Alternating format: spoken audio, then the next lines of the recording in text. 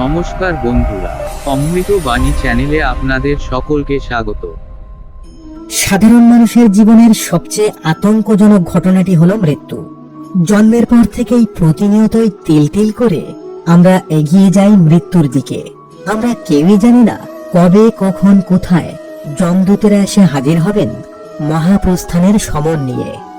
কিন্তু কেমন হতো যদি স্বয়ং যমরাজ চিঠি লিখে আমাদেরকে জানিয়ে দিতেন আমাদের মৃত্যুর সঠিক সময়? বাস্তবে কি এমন হওয়া সম্ভব? অবিশ্বাস্য মনে হলেও আসলেই কিন্তু সেটা সম্ভব। অপমৃত্যু ছাড়া প্রত্যেক ব্যক্তির জীবনে মৃত্যু আসার আগে যমরাজ 4টি চিঠি আমাদেরকে প্রেরণ করেন। কিন্তু কি লেখা থাকে সেই চিঠিতে? কেন আমরা অনেকেই সেই চিঠি পেয়েও তার অর্থ বুঝতে পারি না? আসলে একটি কাহিনীর আলোকে জেনে নেওয়া যাক যমরাজের সেই 4টি চিঠির বৃত্তান্ত। পৌরাণিক একটি রূপক কাহিনী থেকে জানা যায়, পুরাকালে যমুনা নদীর তীরে অমৃত নামক এক ব্যক্তি বাস করতেন। এই ব্যক্তি মৃত্যুকে একটু বেশি ভয় পেতেন। সারাক্ষণ তিনি আচ্ছন্ন থাকতেন তার আসন্ন মৃত্যু চিন্তায়। কবে, কখন, কোথায়, কিভাবে তার মৃত্যু হবে তা নিয়ে সর্বক্ষণই উৎকণ্ঠার মধ্য দিয়ে সময় পার করতেন তিনি। সর্বক্ষণ মৃত্যু চিন্তা করার কারণে তিনি মৃত্যুর দেবতা যমরাজ, চিত্রগুপ্ত এবং যমদূতদের সম্পর্কে প্রভূত জ্ঞান অর্জন করতে সক্ষম হলেন এবং পরিশেষে বুঝতে পারলেন একমাত্র মৃত্যুর দেবতা যমকে সন্তুষ্ট করতে পারলেই মৃত্যুকে জয় করে অমরত্বের দিকে ধাবিত হতে পারবেন তিনি। তাই এবার তিনি শুরু করলেন যমরাজের কঠোর তপস্যা। তার তপস্যার মধ্য দিয়ে কেটে গেল অনেকগুলো শীত, গ্রীষ্ম, বর্ষা। দীর্ঘদিন ধরে তপস্যা করার পরেও যমরাজের দেখা পেলেন না তিনি। তবে দম্বার পাত্রও নন তিনি, কারণ মৃত্যুকে জয় তাকে করতেই হবে। তাই তার যমরাজের প্রতি তার কঠোর সাধনাকে কঠোর থেকে কঠোরতর পর্যায়ে নিয়ে গেলেন তিনি। তার এই দৃঢ় মনোবল দেখে সন্তুষ্ট হলেন স্বয়ং যমরাজ। অবশেষে তার তপস্যাস্থলে প্রকট হলেন তিনি। বললেন, হে অমৃত, আঁখি খোলো, তোমার তপস্যা সফল হয়েছে।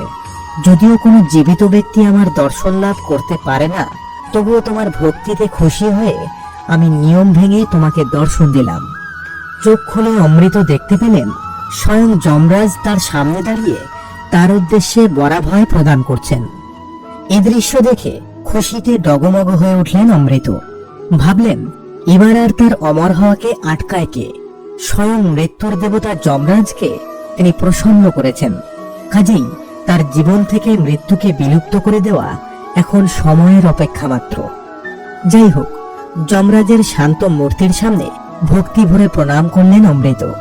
অমৃতের প্রণাম গ্রহণ করে যমরাজ বললেন, হে অমৃত, তোমার ভক্তি অসাধ্য সাধন করেছে, আমাকে এনে দাঁড় করিয়েছে তোমার আঙিনায়। এবার বলো, কি অভিপ্রায়ে তোমার এই কঠোর সাধনা? কি বর চাই তোমার? ঠিক এই সময়টার অপেক্ষা করছিলেন অমৃত।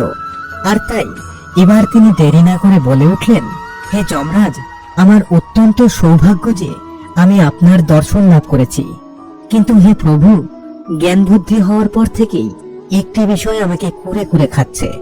সেই যাতনা থেকে মুক্তি পেতেই আমি আপনার শরণাপন্ন হয়েছি। আপনি দয়া করে আমাকে সেই যাতনা থেকে মুক্ত করুন। যমরাজ বললেন, বৎস অমৃত, কি তোমার সেই যাতনা? আমাকে খুলে বলো, আমি নিশ্চয় তোমাকে সেই যাতনা থেকে মুক্তি দিতে চেষ্টা করব।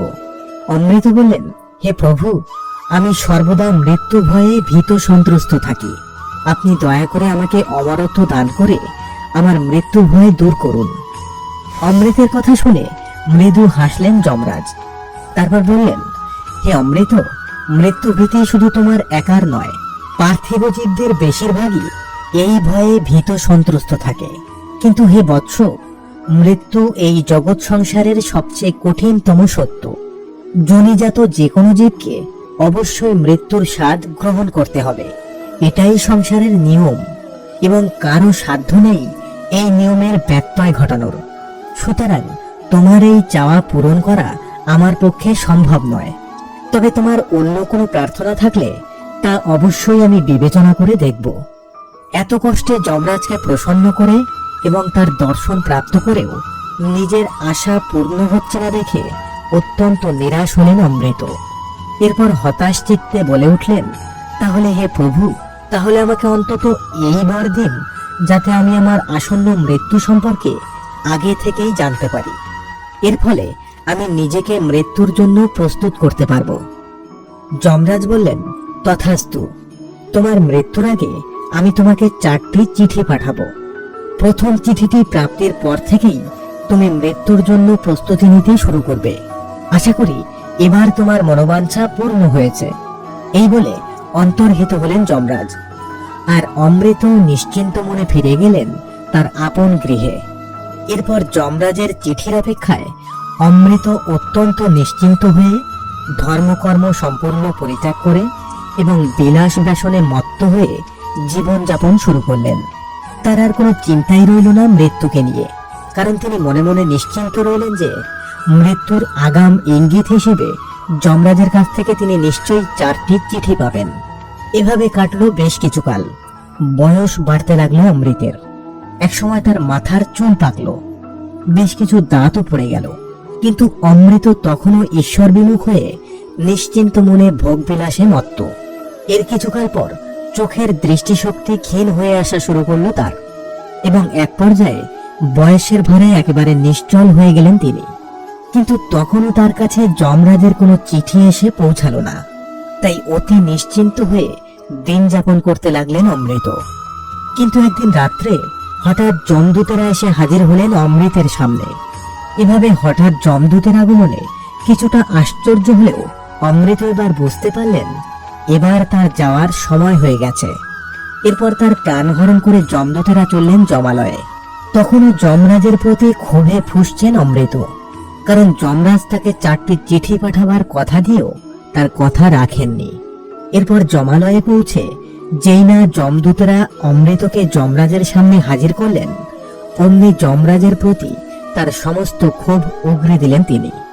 অমৃত বলে উঠলেন, হে মৃত্যু দেবতা যমরাজ, আপনি আমাকে কথা দিয়েছিলেন আমার মৃত্যুর আগে আপনি আমাকে 4টি চিঠি পাঠিয়ে সতর্ক করবেন এবং আমাকে মৃত্যুর প্রস্তুতি নিতে সাহায্য করবেন।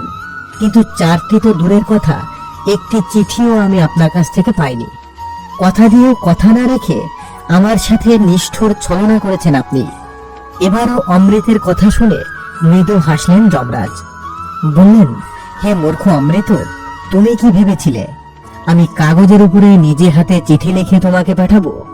শোনো, তোমার শরীরে ছিল আমার কাগজ, বয়সের সঙ্গে সঙ্গে তোমার শারীরিক পরিবর্তনগুলো ছিল আমার কলম, আর সময় ছিল আমার বার্তাবাহক। আমি তোমাকে আমার কথা মতো 4টি চিঠি পাঠিয়েছিলাম।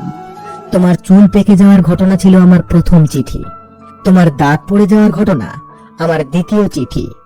যখন তোমার দৃষ্টিশক্তি কমে আসা শুরু করলো, তখন তুমি পেলে আমার তৃতীয় চিঠি, আর চতুর্থ চিঠিটি তুমি পেয়েছিলে তুমি যখন অচল হয়ে গেলে। কিন্তু তোমার দুর্ভাগ্য, তুমি আমার পাঠানো একটি চিঠিরও পাঠোদ্ধার করতে পারোনি। আর হ্যাঁ, শুধু তুমি একা নও, সমগ্র মানব জাতি তথা জীবজগতের প্রত্যেকের জন্যই আমি এই 4টি চিঠি পাঠিয়ে থাকি। কিন্তু আফসোস, তোমার মতো মূর্খেরা কখনোই সেগুলোর অর্থ বুঝতে পারে না। যমরাজের কথা শুনে লজ্জায় মস্তক আনত হলো অমৃতের। তিনি বুঝতে পারলেন যমরাজ কোনো পার্থিব চিঠির কথা বলেননি, কিন্তু পার্থিব বিলাস ব্যসনে মত্ত হয়ে তা কখনোই মাথায় আসেনি তার ফলস্বরূপ আজ তাকে ঈশ্বর বিমুখ অবস্থাতেই প্রাণ ত্যাগ করতে হলো। সুতরাং সনাতন বিশ্বাস অনুসারে মৃত্যুর আগে যে কোনো মানুষই এই 4টি চিঠি পেয়ে থাকেন, এবং প্রথম চিঠিটি পাওয়ার পর থেকেই নিজেকে মৃত্যুর জন্য প্রস্তুত হওয়ার পরামর্শ দেওয়া হয়েছে প্রাচীন হিন্দু শাস্ত্রে। মানব দেহের বয়সোচিত ক্ষয়ে যে তার মৃত্যুর পূর্বাভাস, এই সত্যকেই নতুন করে প্রতিষ্ঠিত করেছে পুরাণের এই রূপকধর্মী কাহিনীটি। কেমন লাগলো আমাদের আজকের আয়োজন? ভালো লাগলে লাইক করুন, কমেন্ট করুন, শেয়ার করুন এবং অবশ্যই এই চ্যানেলটি সাবস্ক্রাইব করুন।